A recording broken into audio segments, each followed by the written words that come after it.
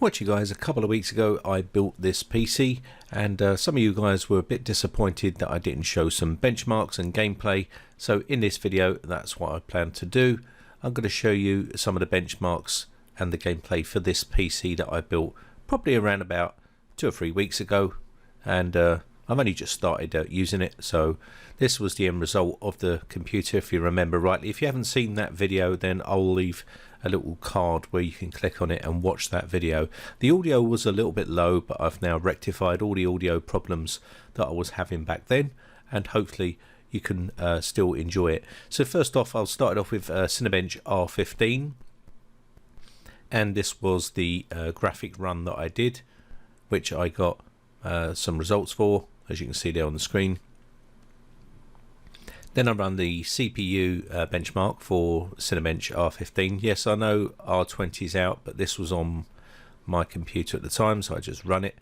So you get a general idea of what it's like. You can see how fast this CPU is. It's super fast. Paired with all the parts that I used in here, this makes it a super fast PC, especially a lot faster than the one I was using, that's for sure. And you can see here the results for the R15 CPU test, which is 2115. Now this hasn't been overclocked at all, it's just running stock at the moment. I need to change the cooler because I don't think it's running as cool as it should be, and I'm not too happy with the stock cooler on this CPU, so I'm going to be changing that out, and I'll make a video for that for you. So you see here, these are the settings I'm using for Hitman 2. Just going to change some of these up there. I'm pretty sure that these could run all ultra settings with the card that I'm using, which is the RTX 2070 Super. If you look at the top left hand side, you will see all the specs.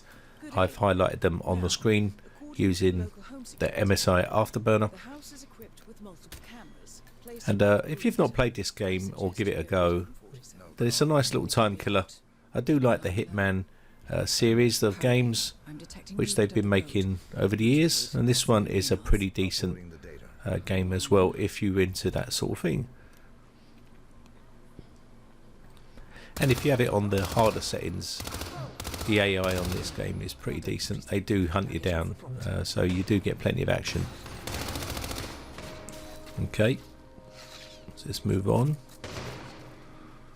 And the aim's not too shoddy. There we go. I'm probably one of the only YouTubers that does tech related content that can actually play games. Most of them I see are absolutely dreadful at playing games. J2 Sense is absolutely abysmal at playing games. So let's have a look here at PUBG. Now I'm just going to change some of these settings down. Now the reason why I'm doing this is because yes, it can run ultra settings on all these, but I'm just going to turn down shadows and stuff like that, because obviously I still want to get some decent frame rates, but I don't need those sort of things turned right up. Now I did see someone land down on the other compound here, so I'm going to get a gun and go and hunt him down. He's over here and he started shooting at me there. He's somewhere over in that vicinity, so I'm just going to try and flank round here and get around him. Don't think I've got any heals. Let's just check. Nope. So okay then, so he's over there somewhere, so I'm just going to try and get round this side here with a bit of cover. There he is. He's seen me. Let's see if we play him here. Or dinked him. He's gone. So yeah, that's you can play this with 60 frames per second. It's not as pleasant, but you can do it and it can be done. I've done this before.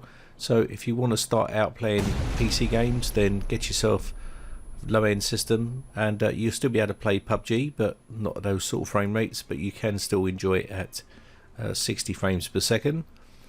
Now if you take a look up the top left hand side there, you should be able to see the temperatures of the GPU and also the VRAM and the GPU clock, core clock, and also the GPU memory clock. Also you should be able to see the Ryzen processor temperature. You can see the temperatures whirling up there to 58 to 61, and that's under air. That's on the stock cooler, and I will be changing that. I'm not too happy with the way it fluctuates, and when I've rendered videos in Camtasia, that goes up to like 85 plus. so it's not that great, so I'm going to be changing it out. So you can see you get plenty of good frames on Shadow of the Tomb Raider. And I'll move on to another benchmark here. Do this last one here. Now I didn't disable the virtual sync on this one, but you'll get a general idea. This game here is a beast to play. It's a very difficult game to play.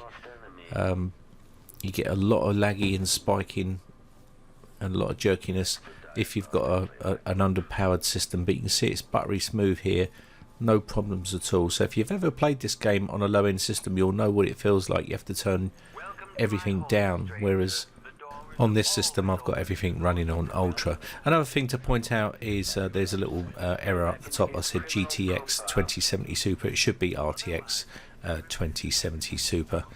But if you're looking to buy a graphics card like this and you've only got a 1080p monitor, then go with the RTX 2060 Super. That will be ample for what you need. Buying the 2070 Super with a 1080p monitor is a bit overkill, to be honest. But other than that, I think I'm going to wrap this one up. That's just basically some benchmarks for the new system that I built. People were asking to see it, and hope you enjoyed it. Anyway, thanks again for watching. My name has been Brian from briteccomputers.co.uk.